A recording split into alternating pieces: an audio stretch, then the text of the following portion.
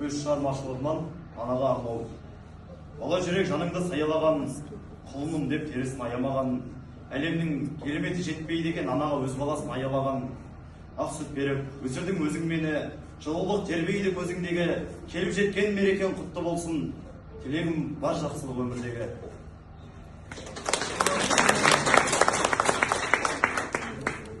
Ойланып мен далаға алыс қарадым. Ана үшін қандай іс істеп жарадым. Ана деген бар жаулардан бекініс, ана деген бар жаманнан қорғаным.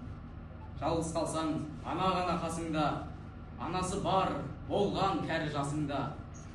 Ана деген бұл жалғанның жарығы, ана деген биіктікті асылдан. Болсын бұла сұм жалғанға желінбеген, бала үшін еш жұмыстан ерінбеген. Ана деген бар алтыннан артығырақ, ана деген ақ көңілдей сейітмеген. Ана жан сырымсың, қосылмайтын сөзімдегі бар жырымсың. Құлыным деп жақсы көрген жаманыңды инедей жаратылмас бір қылымсың. Әлем маған жау болып тұрса дағы, сөгіп мені тепкілеп ұрса дағы, ақтап алып өзі үшін кінәсті айтар сол, сәбиім құрсақтағы.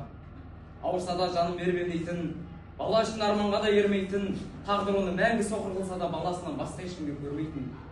Жауап берер адам едім өзіме, сенесің бе мына бала сөзіме, қадірлісің, қасиетсің анашым, үлкен өшпес жарықсың тек көзіме.